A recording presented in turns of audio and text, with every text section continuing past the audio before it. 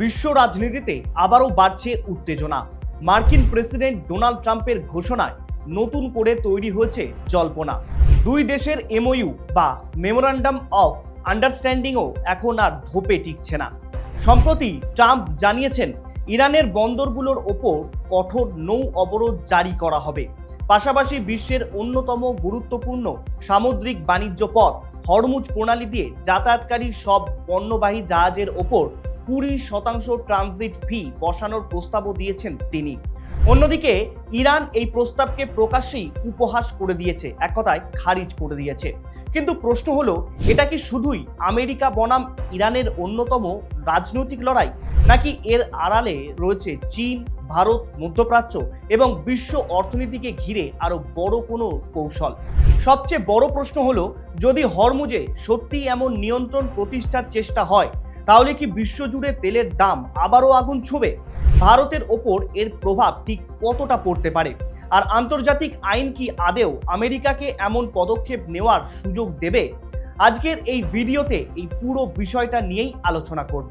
নমস্কার, আমি কুন্তল আর আপনারা দেখছেন টক টিপ বাংলা। প্রথমেই বুঝে নেওয়া যাক হরমুজ প্রণালী নিয়ে কেন এত আলোচনা। যদিও এই হরমুজ শব্দটা গত কয়েক মাসে বিভিন্ন সংবাদ মাধ্যম বা সোশ্যাল মিডিয়া প্ল্যাটফর্মে আলোচনার কেন্দ্রবিন্দুতে উঠে এসেছে, আর আজকে ফের একবার নতুন করে এই হরমুজ প্রণালী নিয়ে তৈরি হয়েছে জল্পনা। মধ্যপ্রাচ্যে পারস্য উপসাগর ও ওমান উপসাগরকে যুক্ত করেছে একটা আন্তর্জাতিক সরু জলপথ, যার প্রস্থ প্রায় 33 কিলোমিটারের আশেপাশে। আর এই জলপথের নামই হচ্ছে হরমুজ প্রণালী। তবে আকারে ছোট হলেও কৌশলগত গুরুত্বের দিক থেকে এটা পৃথিবীর অন্যতম গুরুত্বপূর্ণ ম্যারিটাইম চোক পয়েন্ট। কিন্তু প্রশ্ন হলো, এই প্রণালী কেন এতটা গুরুত্বপূর্ণ? দেখুন, এই মধ্যপ্রাচ্য বা মিডল ইস্টেই রয়েছে বড় বড় ক্রুড অয়েল অংশীদারি দেশ, যেমন সৌদি আরব, কাতার, কুয়েত এবং সংযুক্ত আরব আমিরাত সহ বিভিন্ন দেশ। আর এই দেশগুলোর প্রায় 25% বিপুল পরিমাণ অপরিশোধিত তেল এবং এলএনজি সমুদ্র পথে রপ্তানি হয় এই হরমুজ প্রণালীর রুট দিয়েই। অর্থাৎ 3 ভাগের 1 ভাগই আসে এই হরমুজ থেকে। আর এই কারণেই রাজনৈতিক বিশ্লেষকরা হরমুজকে বিশ্ব অর্থনীতির এনার্জি লাইফলাইন বলে উল্লেখ করছেন। আর এখানেই বিষয়টি ভারতের জন্য অত্যন্ত গুরুত্বপূর্ণ, কারণ ভারত তার মোট অপরিশোধিত তেলের একটা বড় অংশ মধ্যপ্রাচ্য থেকে আমদানি করে, যার উল্লেখযোগ্য অংশ এই হরমুজ প্রণালী দিয়েই ভারতে পৌঁছায়। তাই এই রুটে যদি সামান্যতম উত্তেজনা তৈরি হয়, তার প্রভাব পড়তে শুরু করে আন্তর্জাতিক তেলের বাজার থেকে শুরু করে শিপিং খরচ সহ বিমার প্রিমিয়ামে। এমনকি ভারতের পেট্রোল ডিজেলেও দামেরও প্রভাব লক্ষ্য করা যায়। আর এই কারণেই ডোনাল্ড ট্রাম্পের সাম্প্রতিক ঘোষণা এখন আর ইরান আমেরিকার দ্বিপাক্ষিক বিষয় নেই, বরং এটা গোটা বিশ্বের জ্বালানি নিরাপত্তা ও বৈষয়িক বাণিজ্যের সঙ্গে সরাসরি যুক্ত হয়ে গেছে, যা একটা বড় ভূ রাজনৈতিক ইস্যু। তবে বর্তমানে মার্কিন প্রেসিডেন্ট কি এমন ঘোষণা করলেন যে কারণে ফের হরমুজে নতুন করে উত্তেজনা তৈরি হচ্ছে? ট্রাম্পের বক্তব্য অনুযায়ী ইরানের বন্দরগুলোর ওপর আরও কঠোরতম নোভাল ব্লকেড বা নৌ অবরোধ জারি করা হবে। পাশাপাশি তিনি আরও একটি বিতর্কিত প্রস্তাব দিয়ে জানিয়েছেন, হরমুজ প্রণালী দিয়ে যাতায়াতকারী বাণিজ্যিক জাহাজগুলোর ওপর 20% ট্রানজিট ফি বা টোল আরোপ করা হবে। এক্ষেত্রে ট্রাম্পের যুক্তি একটু ভিন্ন ধরনের। দীর্ঘদিন ধরে আমেরিকা নৌবাহিনী এই অঞ্চলে আন্তর্জাতিক বাণিজ্যিক জাহাজগুলোর নিরাপত্তা নিশ্চিত করে আসছে, আর সেই কারণে নিরাপত্তার খরচের একটা অংশ জাহাজ পরিচালনকারী কোম্পানিগুলোর বহন করা উচিত, এমনটাই মনে করছেন খোদ মার্কিন প্রেসিডেন্ট ডোনাল্ড ট্রাম্প। তবে ট্রাম্পের এমন বক্তব্য শুনতে বিষয়টা অর্থনৈতিক মনে হলেও এর পেছনে রয়েছে একটা বড় ভূ রাজনৈতিক বার্তা। প্রথমত, এটা ইরানের ওপর আরও চাপ সৃষ্টি করার এক ধরনের কৌশল, কারণ হরমুজ প্রণালী ইরান উপকূলের একদম পাশাপাশি বা একদম কাছ দিয়েই বয়ে গেছে। আর এই অঞ্চলে আমেরিকার প্রভাব বাড়ানোর বার্তা তেহরানকে স্পষ্টভাবে দিতে চাইছেন ডোনাল্ড ট্রাম্প। দ্বিতীয়ত, এটা মধ্যপ্রাচ্যে মার্কিন নৌবাহিনীর আধিপত্যকে আরও জোরালোভাবে তুলে ধরার একটা অন্যতম বড় কৌশল।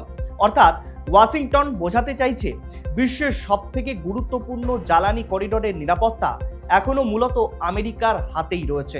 এবং তৃতীয়ত, এই প্রস্তাবের মাধ্যমে শুধু ইরান নয়, চীনকেও কিন্তু একটা বড় বার্তা দেওয়া হচ্ছে, কারণ চীন মধ্যপ্রাচ্য থেকে বিপুল পরিমাণ তেল আমদানি করে, যার বড় অংশই এই হরমুজ প্রণালী দিয়ে যায়। ফলে এই রুটে মার্কিন প্রভাব যত বাড়বে, বেইজিং এর জ্বালানি নিরাপত্তা নিয়েও তত বেশি চাপ তৈরি হতে পারে। তবে এখানেই একটা বড় প্রশ্ন উঠছে, ট্রাম্পের এমন ঘোষণায় কি সত্যি হরমুজে যাতায়াতকারী সব জাহাজ 20% ট্রানজিট ফি দেবে? আন্তর্জাতিক আইন কি সেই ক্ষমতা আছে? আর বিশ্বের অন্যান্য দেশগুলো কি ট্রাম্পের সিদ্ধান্ত মেনে নিয়েই এক প্রকার এই টোল দিতে রাজি হবে? এখন এই প্রশ্নগুলোই এখন ঘুরপাক খাচ্ছে। এর উত্তর লুকিয়ে রয়েছে আন্তর্জাতিক সামুদ্রিক আইনে। কারণ হরমুজ প্রণালী কোনো একটা দেশের ব্যক্তিগত জলসীমা নয়, এটা বিশ্বের অন্যতম গুরুত্বপূর্ণ ইন্টারন্যাশনাল স্টেট বা আন্তর্জাতিক সামুদ্রিক প্রণালী। আন্তর্জাতিক সামুদ্রিক আইন অনুযায়ী যেসব প্রণালী আন্তর্জাতিক নৌ চলাচলের জন্য অপরিহার্য, সেখানে বিভিন্ন দেশের বাণিজ্যিক জাহাজের ট্রানজিট প্যাসেজ বা অবাধ যাতায়াতের অধিকার রয়েছে। অর্থাৎ কোনো একটা দেশ একতরফাভাবে সেখানে কর, টোল বা ট্রানজিট বসাতে পারবে কিনা সেটা অত্যন্ত বিতর্কিত এবং আন্তর্জাতিকভাবে চ্যালেঞ্জিং বিষয়।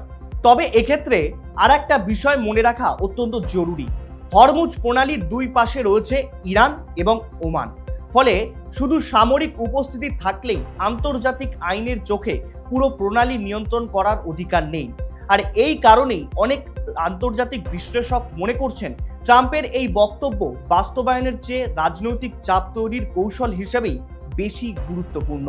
তবে এর মানে এই নয় যে বিষয়টা একেবারেই গুরুত্বহীন, কারণ যদি আমেরিকা এই ধরনের নীতি বাস্তবায়নের চেষ্টা করে, তাহলে শুধু ইরান নয়, সমগ্র পৃথিবী এর ফলে এক প্রকার সংকটের মুখে পড়তে পারে, যা বাণিজ্যিক অংশীদারের সঙ্গে নতুন কূটনৈতিক ও আইনি সংঘাতও তৈরি হতে পারে। অন্যদিকে ট্রাম্পের এমন ঘোষণার পর ইরানের প্রতিক্রিয়া ছিল অত্যন্ত তাৎপর্যপূর্ণ। তেহরান আমেরিকার এই প্রস্তাবকে গুরুত্ব দেওয়ার বদলে প্রকাশ্যেই উপহাস করেছে। কিন্তু প্রশ্ন হলো কেন? কারণ ইরান খুব ভালো করেই জানে হরমুজ প্রণালী শুধু একটা বাণিজ্য পথ নয়, এটা তাদের সব থেকে বড় জিওপলিটিক্যাল লেভারেজ।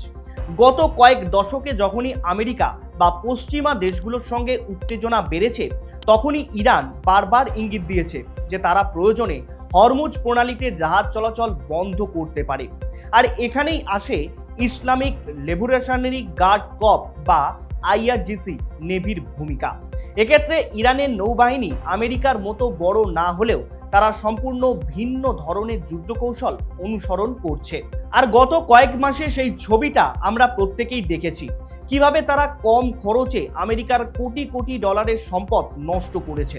অর্থাৎ কোনো বড় যুদ্ধ ছাড়াই তারা হরমুজে এমন পরিস্থিতি তৈরি করেছিল যা আন্তর্জাতিক শিপিং কোম্পানিগুলোকে বেশ খানিকটা ঝুঁকির মুখে দাঁড় করিয়েছিল। তবে ইরানের জন্য হরমুজ সম্পূর্ণ বন্ধ করে দেওয়া সহজ সিদ্ধান্ত হবে না, কারণ তাদের নিজেদের তেল রপ্তানির একটা বড় অংশ এই পথ দিয়েই হয়। তাই পুরো প্রণালী বন্ধ করা মানে তাদের নিজেদের অর্থনীতিতে এক প্রকার ধাক্কা খাওয়া। ফলে বাস্তবে ইরান সাধারণত পুরো পথ বন্ধ করার বদলে নিয়ন্ত্রিত চাপ সৃষ্টির করার কৌশলই ব্যবহার করবে।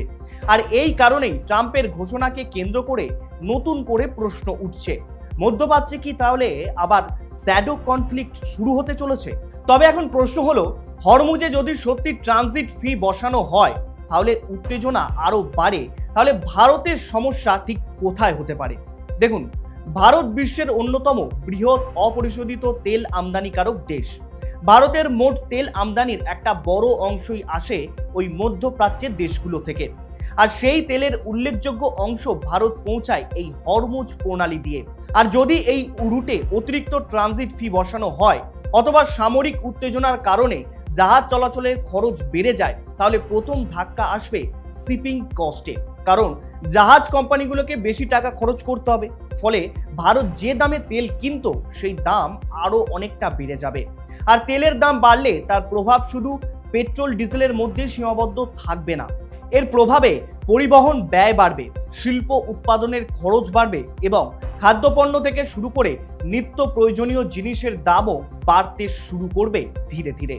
অর্থাৎ মূল্যস্ফীতির ওপর সরাসরি চাপ তৈরি হবে। তবে ভারতের জন্য একটা ইতিবাচক দিকও রয়েছে এক্ষেত্রে। গত কয়েক মাসে ভারত তার তেল আমদানির নির্ভরতা একমুখী না করে বিভিন্ন দিকে বাড়িয়েছে, ফলে আগের তুলনায় ভারতের ঝুঁকি কিছুটা হলেও কমেছে। তবে মধ্যপ্রাচ্য এখনও ভারতের জ্বালানি নিরাপত্তার অন্যতম প্রধান স্তম্ভ বলা চলে। আর এখানেই সমস্যার বিষয়টা শুধু ভারতের মধ্যে সীমাবদ্ধ নেই, গোটা বিশ্বে ছড়িয়ে পড়েছে। এখন একটা ছোট উদাহরণ দিয়ে বিষয়টা ব্যাখ্যা করা যাক। ধরুন, আগে সৌদি আরব বা মধ্যপ্রাচ্যের বিভিন্ন দেশ থেকে ক্রুড অয়েল আমদানি করতে ভারতকে $100 খরচ করতে হতো, কিন্তু যদি আমেরিকা এই 20% ট্রানজিট ফি আরোপ করে, তাহলে সেই একই জাহাজের মোট পরিবহন $120 পৌঁছে যাবে। আর সেই অতিরিক্ত খরচ শেষ পর্যন্ত তেল আমদানিকারক দেশগুলোকেই দিতে হবে। অর্থাৎ ভারত যে দামে তেল কিনছে আজকের দিনে, সেটাই কিন্তু পরবর্তী সময়ে আরো অনেকটা দাম বেড়ে যাবে। আর এখানেই নতুন করে জ্বালানির সংকট দেখা যেতে পারে। তবে এক্ষেত্রে আমেরিকার প্রধান লক্ষ্য মধ্যপ্রাচ্যের সবচেয়ে গুরুত্বপূর্ণ জ্বালানি রুটে নিজেদের সামরিক উপস্থিতি এবং প্রভাব বজায় রাখা। ফলে এই 20% ট্রানজিট ফি আমেরিকা সব জাহাজ থেকে তুলবে কিনা এখন সেটাই দেখার বিষয়। এ বিষয়ে আপনার কি মত? আপনার মতামত জানান কমেন্ট করে। এরকম বিস্তারিত আলোচনার ভিডিও পেতে এখনই সাবস্ক্রাইব করুন আমাদের চ্যানেল টক টিপ বাংলা। ধন্যবাদ।